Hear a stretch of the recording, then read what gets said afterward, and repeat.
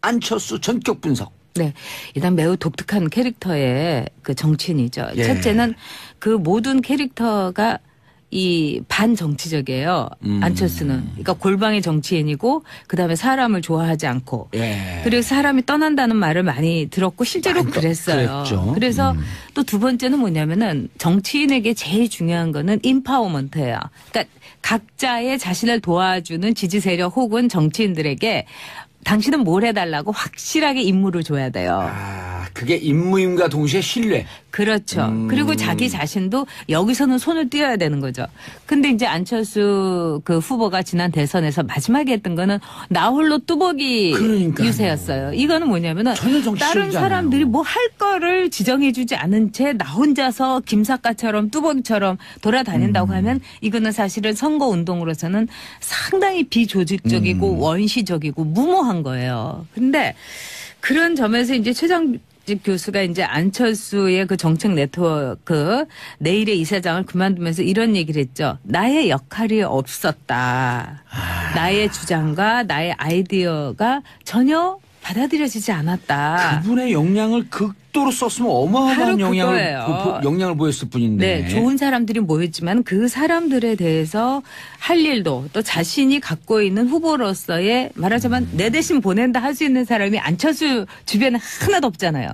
예를 들면 문재인 대통령이 이번에 아랍에미리트에 임종석 실장을 보냈는데 사람들은 그걸 어쨌든 문재인 대통령 대신에 왔다고 했지만은 안철수는 그럴 사람이 없었던 거예요. 그래서 정말 그 정치계에서 매우 독특하고 이제까지 전례 없던 캐릭터의 정치적 신데렐라였다. 이 신데렐라는 또 어떤 점에서 그러냐면은 이제까지 이 정치 쪽에서 이렇게 볼 때는 계단을 밟은 정치인들이 대선 후보가 됐어요. 근데 안철수 대표의 경우에는 기본적으로 볼 때 방송에서 무릎팍도사라는 방송에서 떠가지고 프로에서. 그렇죠. 그러니까 예능이 키운 이 정치 스타라는 점을 안철수 대표가 지금까지 극복을 못했던 게 아닌가.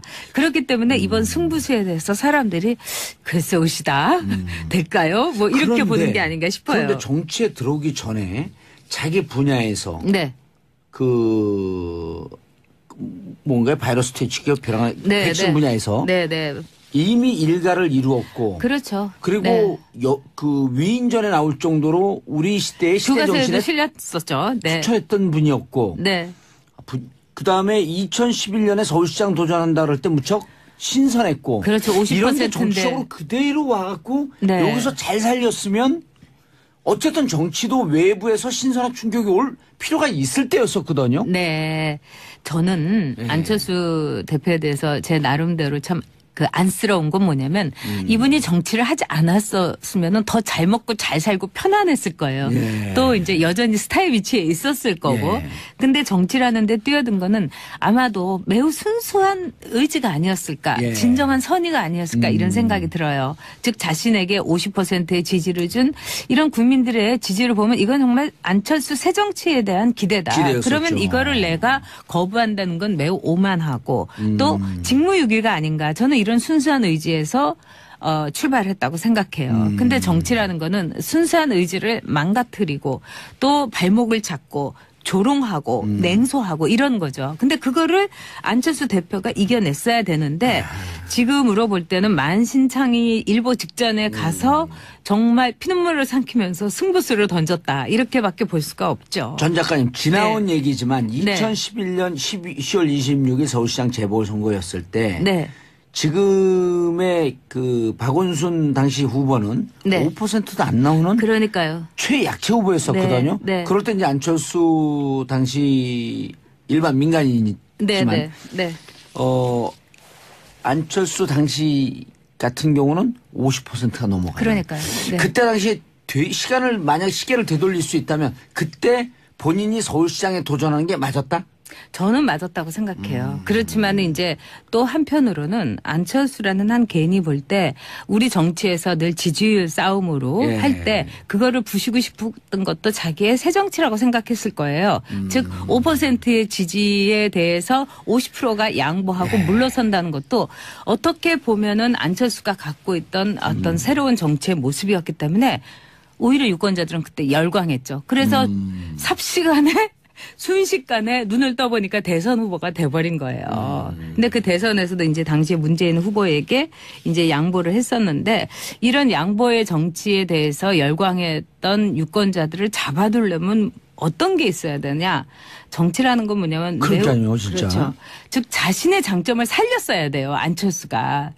근데 안철수 대표는 정치인으로서의 자신의 장점을 오히려 버리면서 민주당에 입당하고 또 민주당을 탈당해가지고 그 다음에 국민의당이라는 어떻게 보면은 거기에서 이 호남 쪽에서도 그분은 이제 그만하셨으면 정말 오래 하셨고 그동안 정말 수고하셨으니까 요새 말로 그런 분들하고 다시 손을 잡은 데서 안철수의 패착이 있었다. 지금 안철수 대표가 그 하는 행보를 보면 참 고난의 행군이나 마찬가지인데 아마 그때 꼿꼿하게 자기의 위치를 점하고 있었으면 지금 굉장히 다른 성적표를 받아들일 수도 있었을 겁니다. 예.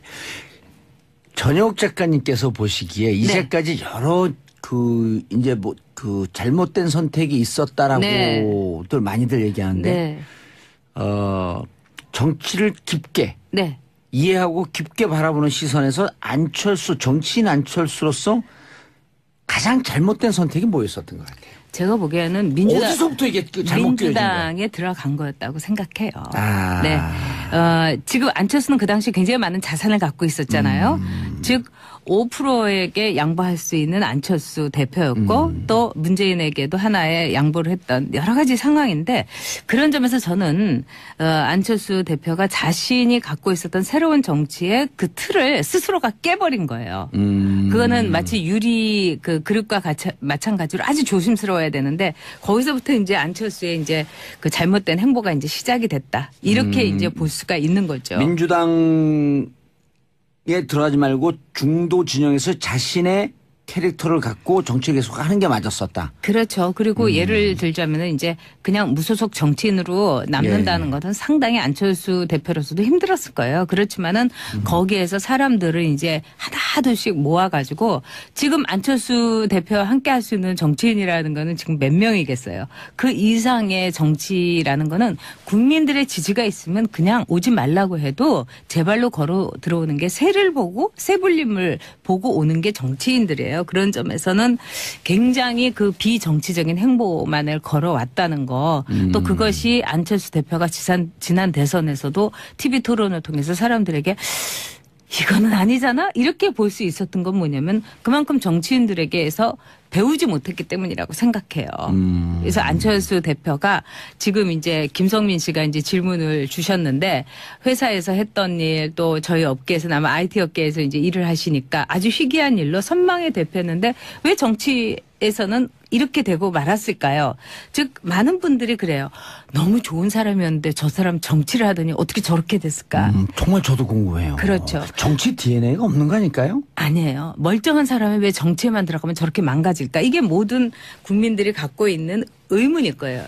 그거는 뭐냐면 정당 정치에 함몰했기 때문이에요.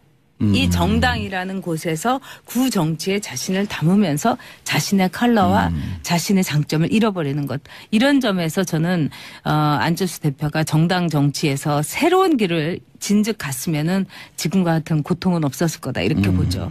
사람들이 떠나는 건 어떻게 보세요, 그럼? 그거는 이제 안철수 그건 정말 이해가 안 돼요. 정치인으로서 약점 아니에요? 저도 뭐 그런 얘기 한 적 있어요, 방송에서. 근데 그 얘기는 많이 했으니까 다른 측면에서 얘기하면 정치인들도 나빠요.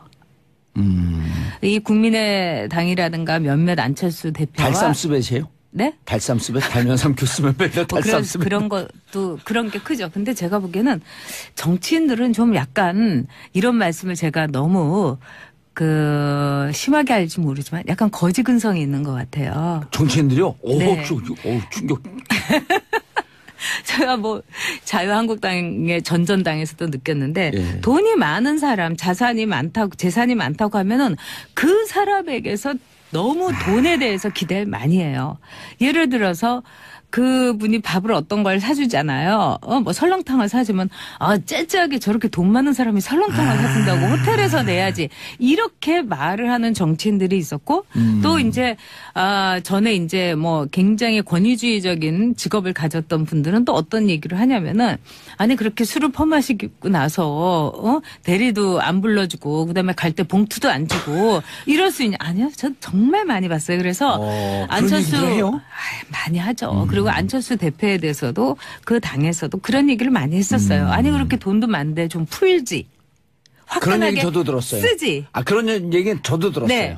그리고 뭐 누구 뭐 이렇게 이 차도 좀 사주지. 예. 기사도 붙여주지. 물론 요즘 밥도 잘 산대요, 근데. 그런데 너무 늦었어요. 아니 늦었다기보다는 저는 밥을 사달라고 하는 정치인들이 문제라고 봐요. 아니 그러니까 굳이 아니 밥을 내 살 이유가 뭐가 있어요, 밥그릇 그럼요. 내가 채우고 내 밥 내가 사 먹으면서 정치를 해야지 새로운 정치가 시작되지. 정말 맞아요. 저기 참신하고 이런 사람들이 맨날 남한테 밥 사달라고 하고 안철수 제가 한마디 해도 돼요? 밥 사준 사람 아니잖아요. 네 입으로 들어가는 밥 네 돈으로 먹으라. 그렇죠. 저도 그렇게 생각해요. 그걸 밥을 사달라니까 그러니까 요새 먹으면 말로 되지. 내 팔 내가 흔들고 예. 그거하고 똑같은 거예요. 네 팔 네가 흔들고 이 우리나라 정치인들도 그런 점에서 예. 안철수 대표의 어떤 이 돈에 대해서 안철수 대표를 일종의 그 돈주머니로 보는 시각 이거에서 벗어나야 돼요. 맞아요. 오늘 저는 그런 컨셉 거를 좋아요. 너무 봤기 때문에 오늘 컨셉 좋아. 네 밥 네가 먹으라. 속이 다 시원하네. 후원금 달라 그러고 그 네. 후원금으로 밥 먹으면 되잖아요. 아니 들어오면. 그리고 왜 정치인들이 맨날 호텔에서 좋은 밥을 먹어야 돼요? 맞아요. 오히려 우리 국민들이 먹는 밥하고 똑같은 수준의 밥을 먹어야 돼요. 예. 저는 그래서 자유한국당의 전전당에 있을 때도 제발 이러지들 말아라. 기본값 거지냐. 3만 원에서 5만 원 올리는 거 그런 거 하지 말아야 돼요. 네, 그러고 이랬어요. 지금 자유한국당의 전전당에서 왜 어떻게 자기의 지역구에 있는 지역 구민보다 더 좋은 밥을 먹어야 되냐. 그 지역구의 수준에 맞게 먹어야 된다. 물론 강남 지역구라면 강남 수준에 먹는 거 제가 뭐라고 저는 하잖아요. 강남 지역구입니다. 글쎄요. 강남 좌파일 뿐이죠. 자, 안철수 대표와 유승민 네. 대표 둘이 만나면 지금 이제 유승민 대표 흥분했어요. 유승민 또 전문가 아니에요. 그러니까 유승민 대표의 경우는 지금 뭐 이렇게 잃을 게 없어요. 예. 안철수가 잃을 게 없다 하지만 진짜 잃을 게 없는 사람이 예. 유승민이잖아요. 아니 근데 안철수 대표가 저렇게 선언하면서 갈 길이 많아진 것 같아요. 그렇죠. 유승민 대표는. 그렇고 또 안철수 그 대표가 예, 시간 많아요. 저렇게 괜찮아요. 이 실패를 한다 하더라도 예. 안철수라는 한 정치인이 여기서 상처를 입고 또 마침내 정치적인 목숨을 정말 단두대에서 이렇게 사라지게 했지만 그는 이슬이 아닐 거라고 저는 생각을 해요. 예. 사라진다 한들. 근데 이제 유승민 대표의 경우는 계속 이렇게 눈치 보다가 예. 어저께까지만 해도 뭐 신중하게 대처하겠다 이러면서 간을 계속 보다가 진짜 간철수가 아니라 간승민이었던 거죠. 그러다가 오늘 뭐라고 하냐면 적극적으로 이제 뭐 만나보겠다 예. 이런 이제 러브콜을 보내는 거는 뭐 이제 창구를 통해서 그렇죠. 뭐 만나겠다. 유승민 대표는 아마 지금 이제 계산기를 이제 두드려 본 거예요. 일단 이 통합이 됐으면 누가 대표가 되면 좋을까 이런 여론조사에서 유승민이 안철수를 앞섰잖아요. 앞섰어요? 앞섰어요. 오. 그런 점에서 예. 매우 한껏 고무돼 있고 아하. 두 번째는 내가 안철수쯤이야 이런 식의 굉장히 이 유승민 대표는 마초 기질이 있어요. 정치적으로도 마초 그 얘기 여러 기질이 차례 있고. 하셨잖아요. 그렇기 때문에 이제 정치적인 마초 본능이 되살아난 거예요. 그리고 또 다른 정치인들 좀 알로 보는 기질도 있고. 그런 거 있죠. 내가 굉장히 똑똑하니까. 네. 그렇기 때문에 안철수 대표의 이런 행보에 대해서 지금 안철수 대표가 자신을 던졌기 때문에 내가 이렇게 가만히 있다가는 정치라는 거는 행동하는 사람의 것이에요. 맞아요. 언제 뒤집힐지 모르는 거예요, 그러니까 이게. 수동태로 있다가 이러다가 내가 또 이렇게 또 여론조사라는 건 언제 또 뒤집힐지 모르는 거니까 지금 빨리 깃발을 꽂아야 되겠다. 예. 이래가지고 오늘 강력한 멘트를 했더라고요. 적극적으로 이제 한번 우리 합당에 대해서 절차도 알아보자 이러는데 정치는 제가 맨날 다큐라고 하면서 예능이 아니라고 하는데 일단 드라마라는 점에 있어서 누가 더 드라마틱하게 예. 정치적인 행보를 가느냐 이런 점에서는 지금 안철수가 상당히 앞서 있다 이렇게 보고 있어요. 예, 통합 반대파인 박지원 전 대표가 네. 3, 4등이 합당하면 꼴등된다. 근거와 논리적 근거는 없는데 뭔가 말이 그럴듯해 보여요. 지금 이제 박지원 전 대표에 대해서는 많은 사람들이 그분에 대해서 그분은 뭘 갖고 있다. 또 그분은 뭐가 풍부하다. 뭐 이런 거에 뭐라는 건 아마 뭐 그분이 특출한 정치적인 팬덤이 있는 것도 아니고 예. 능력이 있는 것도 아니고 미래가 있는 것도 아니고 뭘 갖고 있는지 아실 거예요. 그런 점에서 박지원 대표에 대해서 만만치 않게 보는 건 사실이죠. 그러나 제가 보기에는 이제 정치인이 자기 소명을 다해야 될 때가 있어요. 예. 그 중에 하나가 사라져 주는 거예요. 네? 사라져 주는 거. 그 전에 저는 호남을 위해서 이분이 좀 사라져 주셨으면 좋겠어요. 아니 17대를 끝나고 그만둔 네. 김용갑 의원인가요? 네. 삼선하고 네. 떠난 분. 네. 여의도 보면서 나 할 만큼 다 했다. 이게 무슨 마르고 닳도록 대를 이어서 할 직업이냐 하면서 던졌을 때 그분이 우리 솔직히 말씀드리면 좌파나 진보 중에서 보수 꼴통이라고 표현했었거든요. 네. 근데 떠날 때 깔끔하게 떠나는 모습을 보면서 이미지가 완전히 틀려지더라고. 그리고 국회에서도 그분하고 같이 상임위를 했던 김용갑 씨 분은 맞죠? 김용갑 의원 다 저기 그때 열린 우리당 의원들조차도 굉장히 좋아했어요. 왜냐하면 같이 상임위를 해보면 네 10분 전에 딱 와서 있으시고 그다음에 아주 깔끔한 분이에요. 멋진 모습이었어요. 네. 지나 보면. 그리고 이제 김용갑 의원하고 저거는 참 잘 지냈는데 나중에 이제 제가 박근혜 그 전 대통령한테 등을 돌려서 저를 무지무지 미워하셨어요. 박근혜 대통령하고 또 친했나요? 그분하고? 아우 그분은 대단한 그 박근혜 친박. 네 그렇지만은 그분이 최근 들어서 인터뷰를 하면서 내가 국민들에게 면목이 없다. 박근혜를 지지했기 때문에 그리고 그런 이럴 얘기도 줄 했어요? 몰랐다. 그럼요. 그래서 처절한 어떤 반성문을 쓰셨는데 저는 그런 것이 노 정치인의 모습이라고 생각해요. 안녕하십니까. 안녕하십니까. 자, 지난주 이후로 큰 이벤트가 있었습니다. 중국을 방문했던. 이 중국을, 일단 제가 이거 말씀하시기 전에 중국 방문 직전부터 방중 기간 동안, 보수 모체 중심의 이제 폭탄, 보도가 있어요. 이례적인 부정적인 보도가 집중되어 있었습니다. 대통령, 이제 여론조사 기관에 계시니까 잘 아시겠지만 대통령 순방은 무조건 긍정적인 효과를 냅니다. 네. 예. 뭐 자연스럽잖아요. 국내 시끄러운 정치 현안을 떠나가지고 네. 해외에 가가지고 좋은 그림 막 나오고 대통령끼리 만나고 밥 맛있는 거 먹는 네. 것 같고. 그래서 거의 요번에 엇나간 게 네. 거의 제가 기억하기로는 요번이 거의 처음이 아닌가. 제가 알기로도 어제도 한번 말씀드린 것 같은데 대통령 순방이 거꾸로 부정적인 영향 여론에 낸 것은 제가 기억하기로는 처음이에요. 근데 이제 그래서 제가 계속 악의적이라고 했는데 순방 첫날부터 계속해서 부정적인 보도만 쏟아냈거든요. 보수 매체에서 혼밥 이거 시작해가지고 엄청난 숫자의 부정적인 보도, 혼밥을 네. 보수 매체가 정말 폭포수 같이 쏟아냈어요. 네, 선전적인 단어 뽑기가 상당히 많이 나온 것 같습니다. 실제 그래서 이제 저는 방중 기간 동안은 뭐가 뭔지 모르는 채 아마 일반인들이 이 혼밥과 홀대 보도를 엄청나게 흠뻑 젖었죠. 예. 종편도 말할 것도 없고요. 그래서 이제 지지율이 실제 타격을 입었죠. 네, 실제 타격이 입었습니다. 최근 3주 동안에 조금씩 하락을 해서 73%에서 지난주에는 68.6%로 떨어졌습니다. 예. 근데 이제 이게 시간이 지나고 좀 여유를 갖고 그 보도를 되돌아보고 사실관계를 유권자들 시민들이 확인해보고 그러면서 이게 다시 상승할 거라고 전 예상했었거든요.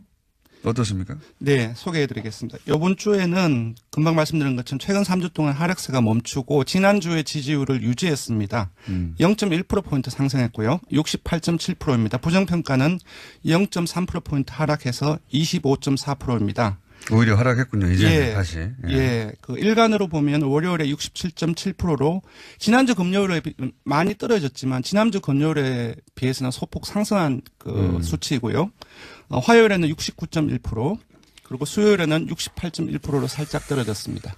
그러니까 이제 소위 방중 관련한 부정적인 보도가 폭포수처럼 쏟아지면서 떨어졌다가 다시 오히려 방중이 끝나고 나서 중국 방문 성과에 대해서 조금씩 올라가고 있다. 예, 언론 보도 경향을 보면 지난주 주말을 경과하고 월요일까지 조금씩 방중 성과에 대한 내용들이 보도량이 조금씩 늘어났고요.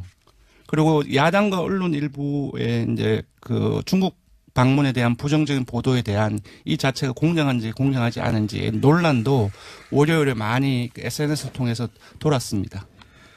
그런 보도는 저희밖에 안 했어요. 집중적으로. 예. 이거 홀대론 자체가 거짓말인 것 같다. 혹은 뭐 제대로 보도하지 않은 것이다. 악의적인 프레임이다라는 보도는 집중적으로 한 것은 저희밖에 없긴 한데 여하간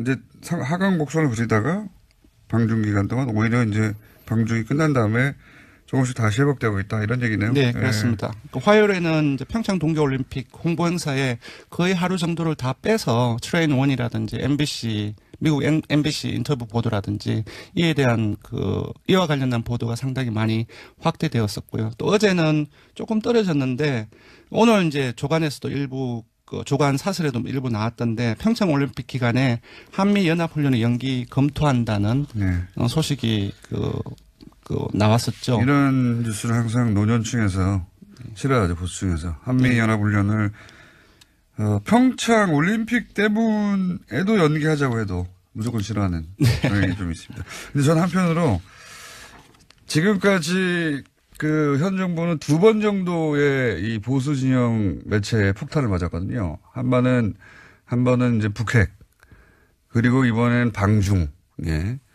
2번의 집중적인 폭격을 받았는데, 그러니까 이 현 정부가 소위 그렇게 폭격을 집중적으로 당했을 때 입을 수 있는 그 지지율의 하락의 정도를 저는 그 두 사례를 보고 이제 가늠해 볼 수 있다고 보는데, 그게 한 60% 중반까지 에서 저지가 돼요, 보면. 네, 맞습니다. 지난 9월 3일 그 북핵 이후에 계속 떨어져서 한 67%까지가 최저치로 떨어졌거든요. 네. 그리고 요번에도 떨어진 것이 지난주에 68.6%인데 사실상 상당히 많이 지금까지 하락한 최저선이 한 60%대 중후반대, 중반이라기 하기는 좀 그렇고 중후반대가 아닌가 싶고요. 굉장히 어떤 의미에서 놀랍기도 합니다. 저지선이. 예, 왜냐하면은 지난 정부 박근혜 대통령 국정수행 지지율 최고치가 주간 집계로 67.0%입니다.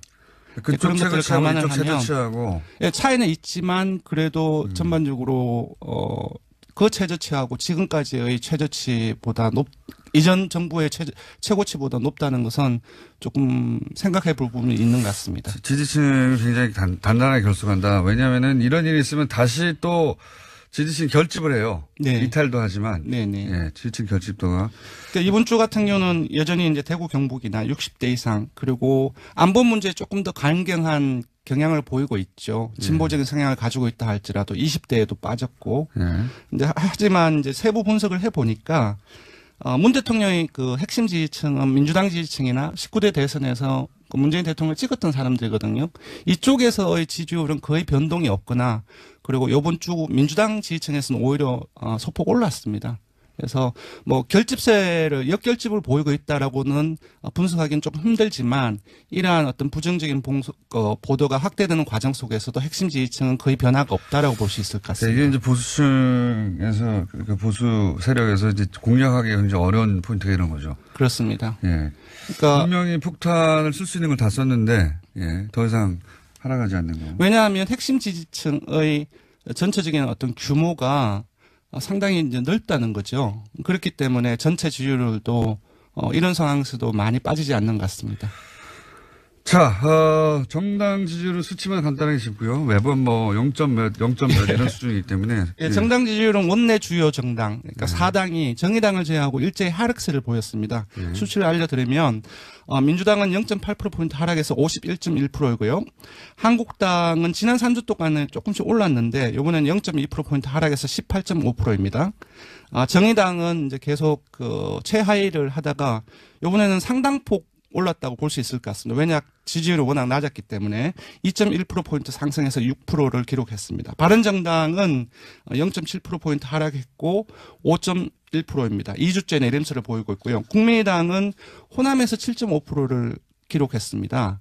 그러니까 11월 2주차에 약 호남에서 6주 전에 7.4%를 기록해서 전체 국민의당 창당 이후에 호남에서 최저치를 경신을 했거든요. 그때와 비슷한 수치로 하락을 한 것입니다. 그리고 다시 4%대로 하락을 해서 4.9%를 기록했습니다. 아무래도 현재 지금 당내 상황이 그렇죠. 가장 직접적인 영향을 미친 것으로 보입니다.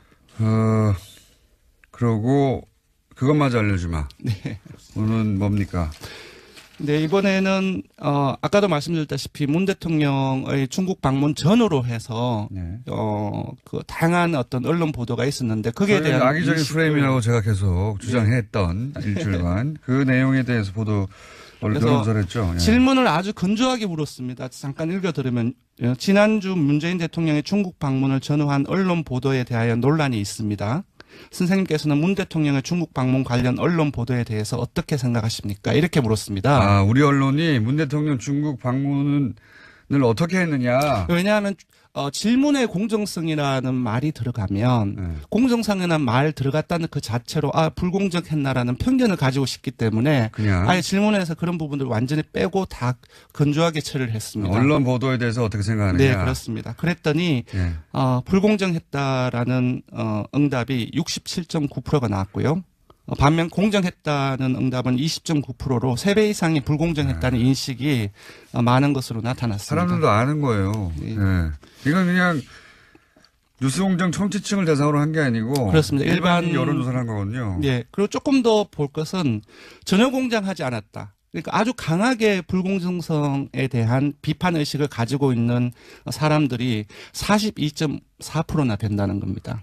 예. 네, 그렇고 세부적으로 보면 요거는 조금 중의적으로 봐야 되는데요. 자유한국당 지지층이나 보수층 60대 이상, TK, PK, 영남권을 포함해서 모두가 불공정했다라는 인식이 지배적이거든요. 특히 자유한국당을 보면 이건 좀 신기한 일이네요. 예, 왜냐하면 질문을 그 어떤 편향이 들어갈까봐 뺐잖아요. 그런 부분들은 어떤 누구에 대한 공정성이 여기서 문제가 되는데 일부 자유한국당 지지층 응답자들은 자유한국당 지지층의 생각을 기준으로 해서 응답한 부분들도 배제하기는 힘들다. 그럼에도 불구하고 공정성 논란 이 부분들이 문재인 대통령 청와대 현 정부에 대한 공정성의 논란이 사실상 많이 확대되었기 때문에 수치 자체 전체적인 수치 자체는 조금 낮게 볼 수는 있겠지만 전반적인 경향을 이렇게 봐야 될 것 같습니다. 네, 말이 너무 길어요. 네. 단순하게 합시다. 그러니까 네. 중국 언론 보도가 불공정했다가 67.9%고 공정했다가 20.9%. 네, 그러니까 그렇습니다. 굉장히 이례적인 겁니다. 예. 대통령의 해외 순방 관련해서 국민들이 언론 보도를 불공정하다고 느낀다는 게 대단히 이상하고 이례적인 거고요. 그리고 네. 그걸 누군가가 모든 미디어가 우리는 그때 불공정했어라고 보도하지 않는데도 불구하고 불공정했다고 느끼는 거죠. 예. 그렇습니다. 여기까지 하고요. 네, 예. 조사 결과를 불러드리겠습니다. 예. 이번 주중 조사는 TBS 의뢰로 이번 주 월요일부터 수요일까지 조사를 했습니다. 전국 19세 이상 성인 1,508명을 대상으로 했고요. 유무선 전화면접과 자동응답 혼용 방식으로 실시했습니다. 표본 오차는 95% 신뢰 수준 플러스 마이너스 2.5%포인트, 응답률은 4.3%였습니다. 최순실 씨가 재판에 나왔습니다. 이재용 부회장 항소심 재판인데 여기에 증인으로 나왔어요. 예. 1심에는 증언을 거부했습니다. 오홍. 항의 차원에서. 근데 이번에는 과연 증언을 할까 생각했는데 실제로 굉장히 적극적으로 증언을 했습니다. 그런데 야단치면서. 네, 내용이 좀 이게 특검한테 짜증을 내고 신경질을 냈는데요. 보기 좋지 않았어요. 재판장이 경고를 했습니다. 그런데도 불구하고 특검에게 도대체 뭘 묻는 거냐? 똑바로 질문을 해라. 등등 좀 그런 내용들. 승마 전문가를 데리고 오든지. 그렇죠. 그런 내용의 이야기를 했는데 거기를 가보시든지. 네, 그렇습니다. 이게 특검이 구체적으로 또 이런 질문을 했죠. 아니 딸에게 정유라 씨에게 말을 내 말처럼 그러니까 자기 것처럼 타면 된다고 말한 게 사실이냐라고 했더니 최순실 씨가 그럼 내 말처럼 타라고 하지 남의 말처럼 타라고 하냐 그렇게 반박을 하고요. 말이 맞아요. 네, 또 특검이 차분하게 질문을 잘 듣고 이렇게 대답해라라고 하니까 갑자기 대뜸 그러니까 왜 새벽에 남의 딸을 데리고 갔냐? 라고 하면서 새벽에 그 정유라 씨가 갔던 게 자발적으로 간 게 아니라 납치됐던 거다라고 하는 뜻의 얘기를 하면서 딸이랑 나랑 지금 싸움 붙이는 거냐? 어허. 나는 지금도 걔가 정유라 씨가 딸이 왜 그렇게 얘기했는지 모르겠다라고 말을 했어요. 그리고 막 화를 내면서 뭐 반박을 한 거죠. 세게. 그러면서 특검에서 이렇게도 말했습니다. 말 구입했던 거 관련해서 계속해서 질문을 한 거죠. 그러자 독일을 한번 갔다 오든가 아니면 말을 연구한 검사님이 나오시는가 하지 답답하다. 라고 말을 하면서요. 특검이 답변이 잘 이해가 안 간다라고 말을 하니까 아니 저도 이해가 안 갑니다라고 해서 방청석에서 심지어 웃음이 터졌다고 합니다.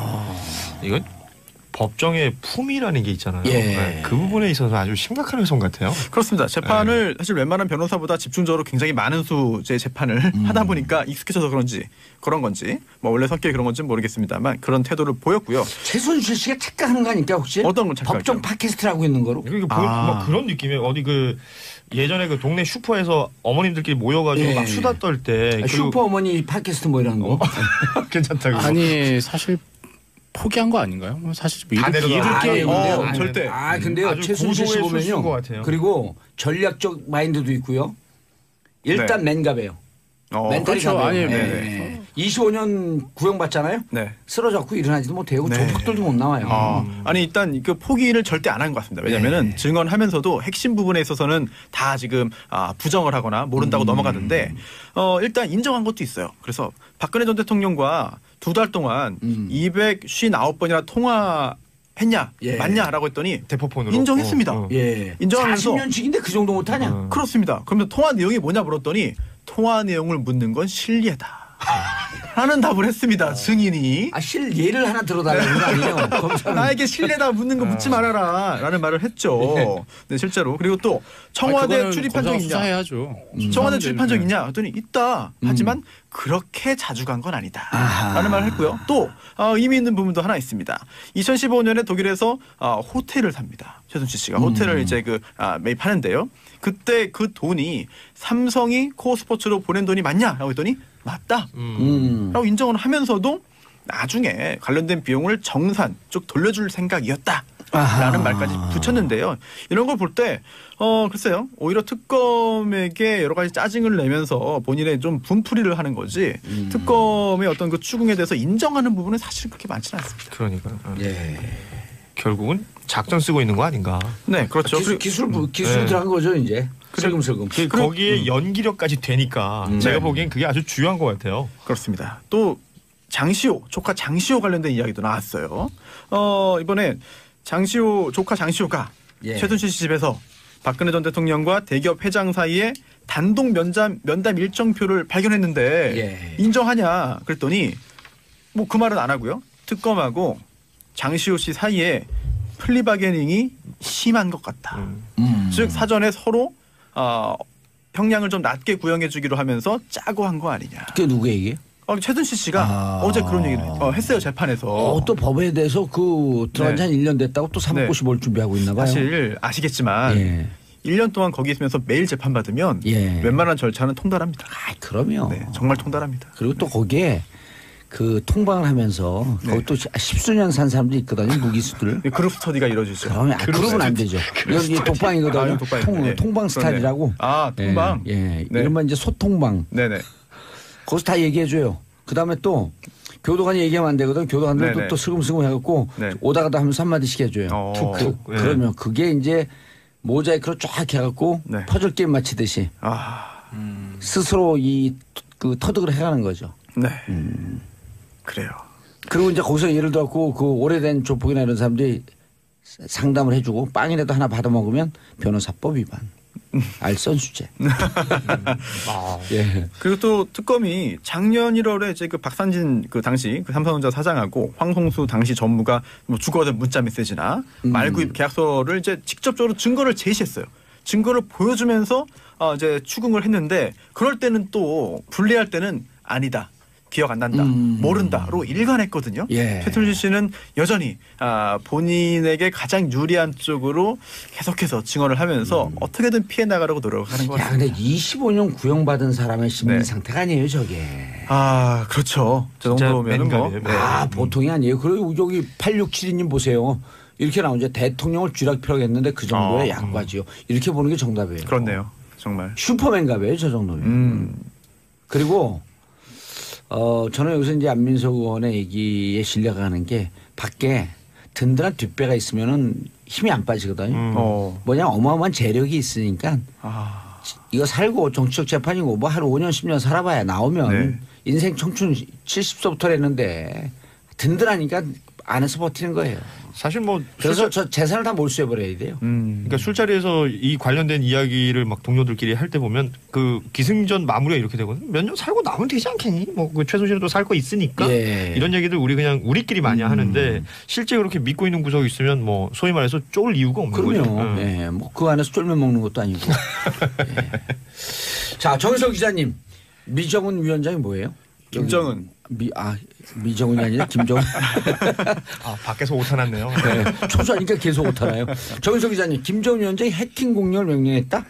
지난 5월이었죠. 예. 워너크라이라고 이제 그 랜섬웨어 일종 랜섬웨어. 그죠. 랜섬웨어라는 게 이제 인지라고 소프트웨어 합쳐가지고 그렇죠. 이거 풀어줄 테니 돈 돈 내놔라. 내놔라 이거잖아요. 그래서 그게 이제 전 세계 150개국에 피해를 미쳤고 예. 영국 같은 경우는 아예 의료 체계 병원 자체가 마비가 됐었어요. 워너크라이라는? 그렇죠. 워너크라이. 워너크라이 위너크라이. 워너크라이죠. 워너크라이. 워너크라이에 있어서 그게 그동안 배우는 항상 우리 아까 기승전 기승전 북으로 끝났어요. 모든 해킹은 우리나라에서도 뭐 이렇게 뚜렷이 안 나오면 북한 소행으로 추정된다. 예. 디도스 이런 거. 이런 거 항상 얘기했습니다. 근데 미국도 이번에 다 해보니 결국에 북한밖에 없더라. 지난번에 랜섬웨어 그 공격했을 때의 조합이나 이런 배열이 비슷했다. 맞습니다. 거의 유사했다 이런 거 그렇죠. 아니에요? 그동안의 사례가 많았어요. 한국은행도 한번 7, 8차례 예. 해킹을 했었고 그다음에 가장 미국하고 관련된 건 2014년에 소니 픽처스 해킹해가지고 이게 누구 소행이니 뭐 했을 때 네네. 그때도 북한이었다라는 거잖아요. 소니가 네. 그때 영화를 만들었는데 인터뷰.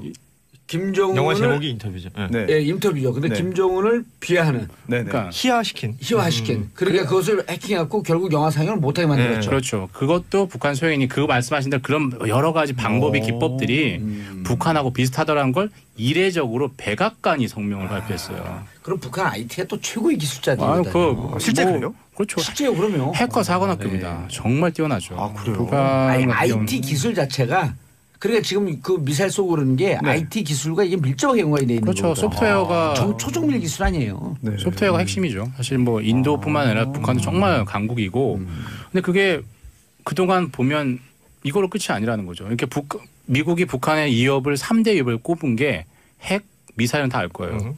사이버 공격, 사이버 이걸 공격. 딱 지목을 하면서 그 다음 날 워너크라이는 북한의 소행이다라고 밝혔고 미국뿐만 아니라 영국, 캐나다, 호주, 일본이 다 동의를 했습니다. 그 결론. 영국이 동의했죠. 일본도 이거 다 동의를 했어요. 그래서 뭐 전 세계적으로 정말 북한이 미사일 강국인 동시에 소프트웨어 강국이 됐고 아니, 그건 원래부터 알려져 있는 거예요. 그러니까 전 세계적으로 인정이 된 거죠. 그렇죠. 이제. 예. 근데 중요한 건 이제 최근에 우리 가상화폐 많이 하잖아요. 예. 얼마 전에 우리나라에서도 그저께죠. 가상화폐 거래소 해킹을 받았는데 그렇죠. 이것 역시도 북한의 북한이다. 소행으로 추정을 하고 실제로 지난 뭐 올해 들어서 있었잖아요. 그건 북한으로 거의 추정을 하고 있어요. 8,500만 불 해킹한 거예요? 맞습니다. 그래서 이게 이제 뭐 국제적으로 뭐 북한이 왜 이러냐. 예. 각종 무역 제재, 금융 제재 다 받고 북한의 노동력도 지금 송출이 안 되고 있잖아요. 바깥으로 수출도 못하고. 수출도 못하고 네. 그럼 외화벌이 수단 중에 하나이면서 동시에 그 나라의 어떤 위협적인 북한의 어떤 존재감을 과시하는 좋은 수단이 되는 거죠, 해킹이. 자, 신태균님, 근데 북한 기술력이 왜 그렇게 뛰어나나요? 북한은 왜 그리 기술이 좋죠? 저도 궁금합니다. 북한은 이러잖아요. 군경 병합 발전이라고 그러는가요? 군에서 발전시킨 기술을 경제로 적용을 하잖아요. 근데 군은 지금 주요하게 집중을 하고 있는 게 미사일 아니에요. 네네. 미사일은 초정밀 기술이거든요. 최첨단 기술. 그냥 그걸 하려면 IT 기술이 있어야 되는 거예요. 그런 것 같아요. 저는 죽기 살기로 덤비면 아무리 뭐 근데 IT가 강하다라고 하는 건 이미 오래전서부터 정평이 나 있었죠. 그렇죠. 그럼에도 불구하고 이제 미국이나 우리나라 같은 경우는 뭐 다 모든 분야를 발전시키려고 하잖아요. 예. 근데 북한은 미사일과 해킹, IT 이쪽에 모든 걸 다 투자를 하는 거예요. 그런데 사실. 또 간혹 가다가 언론 보도에 나오는 그 북한에서 자체 개발한 어떤 뭐 OS 시스템 소프트웨어라든지 뭐 휴대전화 구동시키는 그런 그 OS 있잖아요. 독자적인 기술 있잖아요. 근데 그게 수준이 그렇게 높아 보이지도 않아요. 디자인의 문제인가요? 아니, 폰트 서체의 문제인가? 그게 대중화되어서 그 북한 주민들이 쓸 수 있을 정도의 OS 그러니까 노출된 그런 것과 이게 뭐 미사일 기술이나 IT 해킹을 하는데 쓰는 기술 다른 차원인가요? 다르죠. 비공개되어 있는 그 기술력의 차이는 모르긴 몰라도 하늘과 땅일걸요. 그렇죠. 네. 아니 근데 지금 여기 진짜 이 사이버 공격 있잖아요. 철도나 항공사 이런 게 이제 메인선에 해킹이 돼갖고 그 메인선 갖고 장난치는 영화들이 많이 나오잖아요. 이런 것도 위험하고 또 하나는 북한이 이제 아까 3대 위협으로 핵, 미사일, 사이버 그 공격 또 하나는 북한이 또 생화학에 집중하기 시작했잖아요. 화학 무기가 어마어마하죠. 화학 무기에 뭐 대해서. 탄저균을 미사일에 뭐 이제 장착시키는 뭐 실험도 했다. 뭐 그런 보도도 있네요. 그렇죠. 그렇기 때문에 이게 그 사이버 공격 심각해요. 근데 이번에 그 워너크라이 랜섬웨어는 배열이 똑같다 그러더라고요. 지난번 그 랜섬웨어 공격했을 때. 랜섬이라고 하는 뜻 자체가 인질을 잡고 예. 인질 풀어주는 대가로. 풀어주는 대가로 협상금을 인질 그렇죠. 보상금 네. 아니에요? 인질 보상금 좀 이상하다. 그걸 가상화폐로 또 예. 받고 가상화폐로. 또 가상화폐 또 해킹하고 남는 장사죠. 예. 범죄로 치면 최고의 범죄네요. 흉악하네요. 그렇죠. 그렇게 해서 달러를 확보하려고 하는 노력. 그러니까 북한에 대한 경제적 제재가 강하면 강할수록 점점 더 그쪽으로 신경을 돌리는 거죠. 자기들. 지금 뭐 슈퍼노트 만들어가지고 뭐 달러 위조 지폐 찍어내는 것보다는 이런 쪽으로 또 이제 옛날 방법이고 슈퍼노트는. 그렇죠. 아날로그적 방식이죠. 네. 저는 북한이 만약에 어떤 그 테러를 한다면 이 미사일부터 쏘지 않고 저는 우리나라 같은 경우 저는 딱 세 개만 마비시키면 끝날 것 같아요. 전기 끊고 네. 그다음에 통신 끊고 네. 금융 끊으면 금융. 그게 전부 해킹으로 가능하거든요. 그렇죠. 그러면 전 우리나라 국민들 다 정말 멘붕이지. 멘붕 아니, 아닐까요? 진짜 우리 국민들이 멘붕이 오는 건요. 핸드폰 못 쓰게 화장실 가서 그러니까 핸드폰 못 쓰게 하면 다 미쳐버려요. 핸드폰까지 안 가도 카톡 마비만 돼도 네. 다들 정말 힘들어할 겁니다. 여기 계신 분도 화장실 가고 핸드폰 못 쓰게 해봐요. 사실 근데 그걸 많이 훈련하고 있어요, 사실 북한에서. 그래요. 화장실 갈 때 안 들고 가야겠다. 예. 훈련도 해야죠. 그럼 한참 앉아있다가 없이 사는 연습. 한참 앉아있다가 없이 다시 사는 나와서 연습. 들고 들어갈 거예요. 근데 진짜 이거 많은 분들이 그 공감할 걸요. 그럼요. 우리나라 사람들은 그 정신적 압박을 주는 게 두 개 중에 하나라잖아요. 화장실 가서 핸드폰 못 쓰게 하는 거. 엘리베이터 타갖고 이거 닫히는 거 못 누르게 하는 거. 막 몸이 근질근질해 벌써. 실제로 애들이 가장 무서워하는 게 용돈 깎고 뭐 때리고 하는 게 아니에요. 제일 무서운 게 폰압이에요, 폰압. 핸드폰 스마트폰 뺏어가는 거. 폰압을 제일 무서워합니다. 근데 폰압이 제일 언제 무섭냐? 화장실 할 때 이거 누구 들어갔잖아요. 그러면 살려주세요. 의지를 망가뜨리고 또 발목을 잡고 조롱하고 냉소하고 이런 거죠. 근데 그거를 안철수 대표가 이겨냈어야 되는데 지금으로 볼 때는 만신창이 일보 직전에 가서 정말 피눈물을 삼키면서 승부수를 던졌다. 이렇게밖에 볼 수가 없죠. 전 작가님 지나온 얘기지만 네. 2011년 10월 26일 서울시장 재보궐선거였을 때 네. 지금의 그 박원순 당시 후보는 네. 5%도 안 나오는 그러니까요. 최약체 후보였었거든요. 네, 네. 그럴 때 이제 안철수 당시 일반 민간인이지만 네. 안철수 당시 같은 경우는 50%가 넘어가요. 그러니까요. 네. 그때 당시에 만약 시계를 되돌릴 수 있다면 그때 본인이 서울시장에 도전하는 게 맞았다?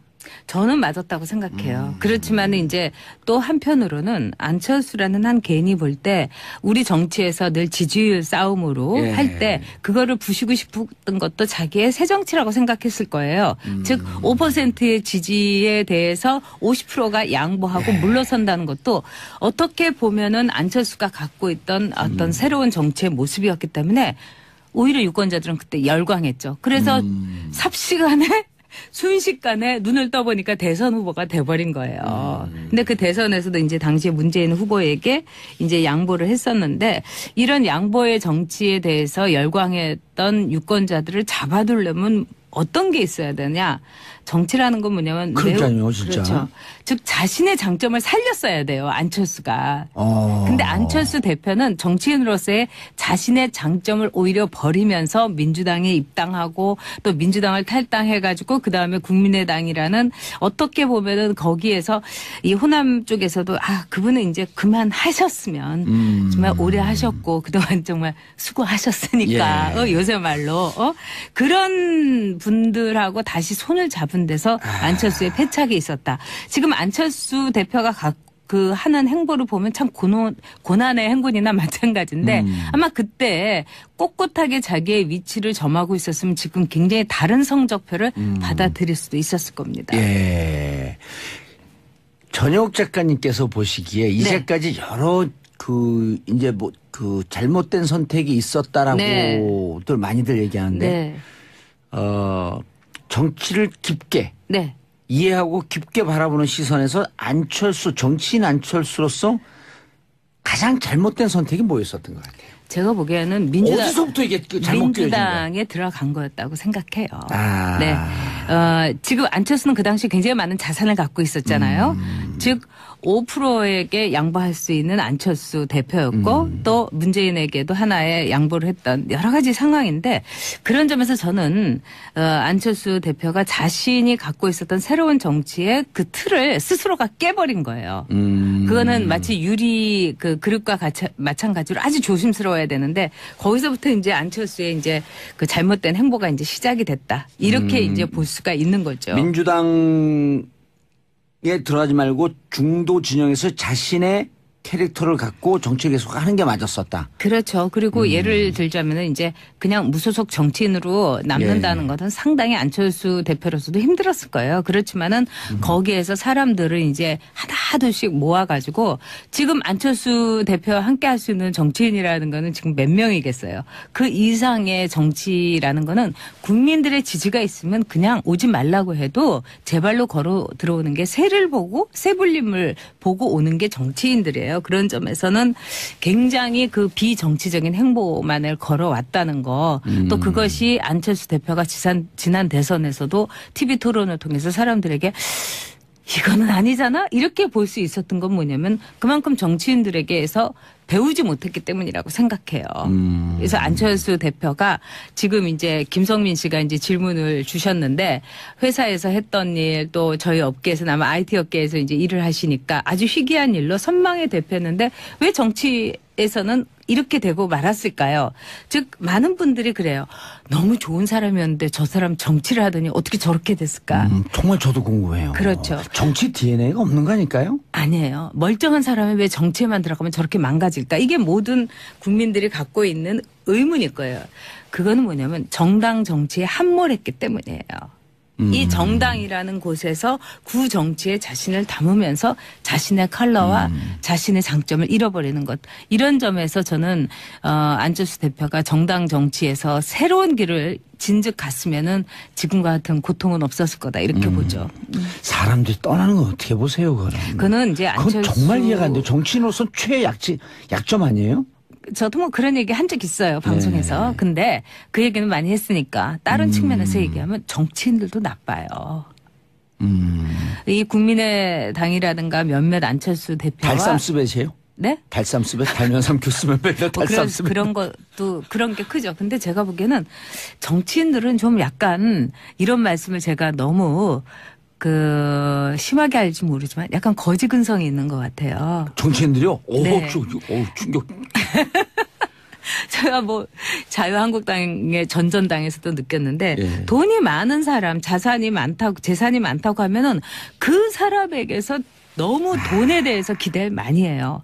예를 들어서 그분이 밥을 어떤 걸 사주잖아요. 뭐 설렁탕을 사주면 째째하게 저렇게 돈 많은 사람이 설렁탕을 사준다고 호텔에서 내야지 이렇게 말을 하는 정치인들이 있었고 또 이제 전에 이제 뭐 굉장히 권위주의적인 직업을 가졌던 분들은 또 어떤 얘기를 하냐면은 아니 그렇게 술을 퍼마시고 나서 대리도 안 불러주고 그다음에 갈 때 봉투도 안 주고 이럴 수 있냐? 아니요, 저 정말 많이 봤어요. 그래서 안철수 그런 얘기도 해요?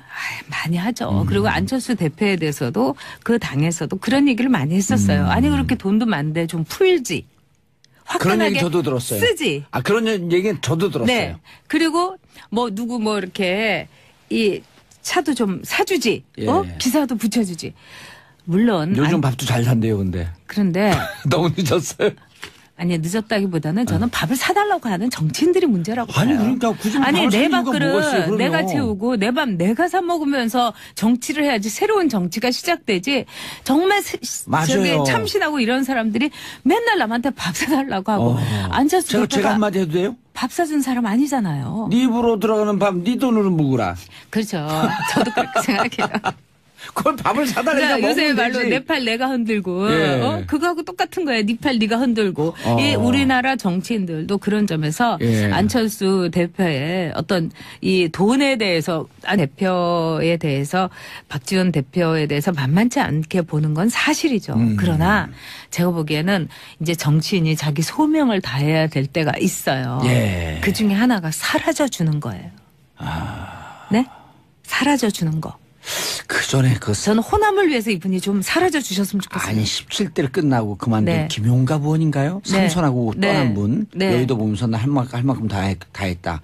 이게 무슨 마르고 닳도록 대를 이어서 할 직업이냐 하면서 던졌을 때 그분이 우리 솔직히 말씀드리면 좌파나 진보 중에서 보수 꼴통이라고 표현했었거든요. 네. 근데 떠날 때 깔끔하게 떠나는 모습을 보면서 이미지가 완전히 틀려지더라고. 그리고 국회에서도 그분하고 같이 상임위를 했던 김용갑 씨 분은 맞죠? 김용갑 의원 다 저기 그때 열린우리당 의원들조차도 굉장히 좋아했어요. 왜냐하면 같이 상임위를 해보면 네 10분 전에 딱 와서 있으시고 그다음에 아주 깔끔한 분이에요. 멋진 모습이었어요. 네. 지나보면. 그리고 이제 김용갑 의원하고 저거는 참 잘 지냈는데 나중에 이제 제가 박근혜 그 대통령 전 대통령한테 등을 돌려서 저를 무지무지 미워하셨어요. 박근혜 대통령하고 또 친했나요?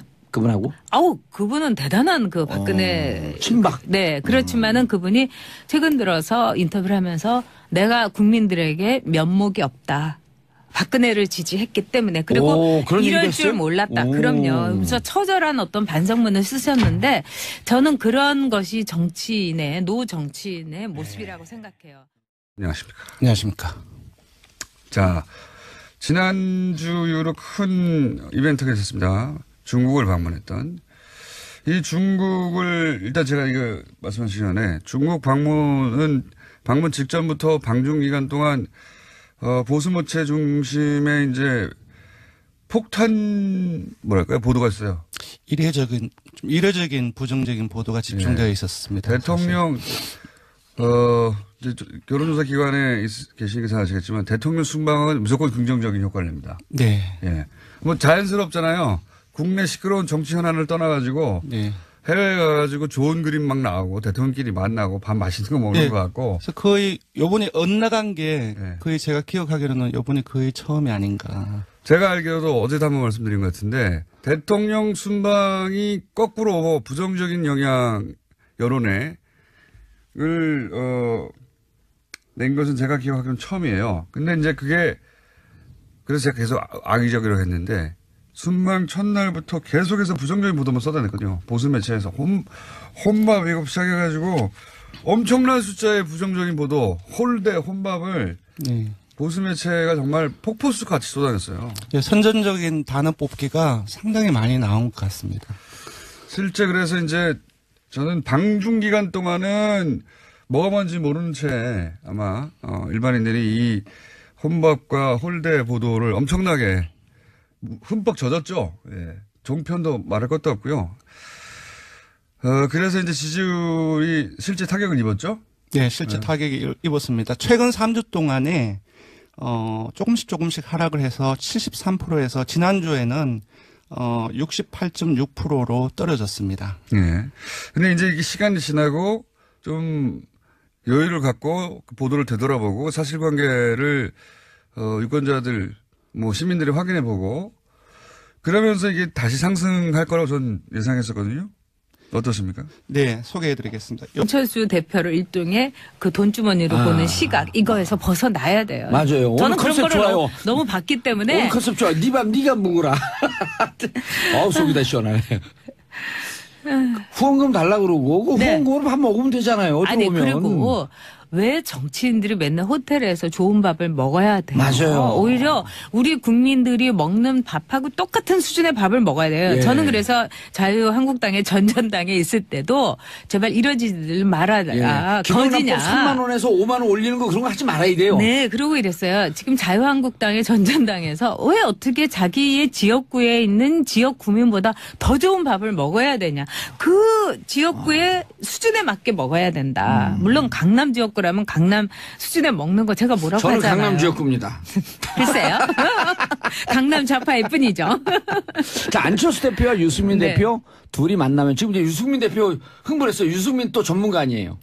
그러니까 유승민 대표의 경우는 지금 뭐 이렇게 잃을 게 없어요. 예. 안철수가 잃을 게 없다 하지만 진짜 잃을 게 없는 사람이 예. 유승민이잖아요. 아니, 근데 안철수 대표는 저렇게 선언하면서 갈 길이 많아진 것 같아요. 그렇죠. 유승민 대표는. 그렇고 또 안철수 그 대표가 예, 시간 많아요. 저렇게 괜찮아요. 이 실패를 한다 하더라도 예. 안철수라는 한 정치인이 여기서 상처를 입고 또 마침내 정치적인 목숨을 정말 단두대에서 이렇게 사라지게 했지만 그는 이슬이 아닐 거라고 저는 생각을 해요. 예. 사라진다 한들. 근데 이제 유승민 대표의 경우는 계속 이렇게 눈치 보다가 예. 어저께까지만 해도 뭐 신중하게 대처하겠다 이러면서 간을 계속 보다가 진짜 간철수가 아니라 간승민이었던 거죠. 그러다가 오늘 뭐라고 하냐면은 적극적으로 이제 뭐 만나보겠다 예. 이런 이제 러브콜을 보내는 거는 뭐 이제 창구를 통해서 그렇죠. 뭐 만나겠다. 유승민 대표는 아마 지금 이제 계산기를 이제 두드려 본 거예요. 일단 이 통합이 됐으면 누가 대표가 되면 좋을까 이런 여론조사에서 유승민이 안철수를 앞섰잖아요. 앞섰어요? 앞섰어요. 오. 그런 점에서 예. 매우 한껏 고무돼 있고 아하. 두 번째는 내가 안철수쯤이야 이런 식의 굉장히 이 유승민 대표는 마초 기질이 있어요. 정치적으로도 마초 그 얘기 여러 기질이 차례 있고. 하셨잖아요. 그렇기 때문에 이제 정치적인 마초 본능이 되살아난 거예요. 그리고 또 다른 정치인들 좀 알로 보는 기질도 있고. 그런 거 있죠. 내가 굉장히 똑똑하니까. 네. 그렇기 때문에 안철수 대표의 이런 행보에 대해서 지금 안철수 대표가 자신을 던졌기 때문에 내가 이렇게 가만히 있다가는 정치라는 거는 행동하는 사람의 것이에요. 맞아요. 언제 뒤집힐지 모르는 거예요, 그러니까 이게. 수동태로 있다간 이러다가 내가 또 이렇게 또 여론조사라는 건 언제 또 뒤집힐지 모르는 거니까 지금 빨리 깃발을 꽂아야 되겠다. 예. 이래가지고 오늘 강력한 멘트를 했더라고요. 적극적으로 이제 한번 우리 합당에 대해서 절차도 알아보자 이러는데 정치는 제가 맨날 다큐라고 하면서 예능이 아니라고 하는데 일단 드라마라는 점에 있어서 누가 더 드라마틱하게 예. 정치적인 행보를 가느냐 이런 점에서는 지금 안철수가 상당히 앞서 있다 이렇게 보고 있어요. 예, 통합 반대편 박지원 전 대표가 네. 3, 4등이 합동하면 꼴등된다. 근거와 논리적 근거는 없는데 뭔가 말이 그럴듯해 보여요. 지금 이제 박지원 전 대표에 대해서는 많은 사람들이 그분에 대해서 그분은 뭘 갖고 있다. 또 그분은 뭐가 풍부하다. 뭐 이런 거에 뭐라는 건 아마 뭐 그분이 특출한 정치적인 팬덤이 있는 것도 아니고 예. 능력이 있는 것도 아니고 미래가 있는 것도 아니고 뭘 갖고 있는지 아실 거예요. 그런 점에서 박지원 안철수 전격 분석. 네. 일단 매우 독특한 캐릭터의 그 정치인이죠. 예. 첫째는 그 모든 캐릭터가 이 반정치적이에요. 안철수는. 그러니까 골방의 정치인이고 그다음에 사람을 좋아하지 않고. 예. 그리고 사람이 떠난다는 말을 많이 들었고 실제로 많이 그랬어요. 그랬죠. 그래서 또 두 번째는 뭐냐면은 정치인에게 제일 중요한 거는 인파워먼트예요.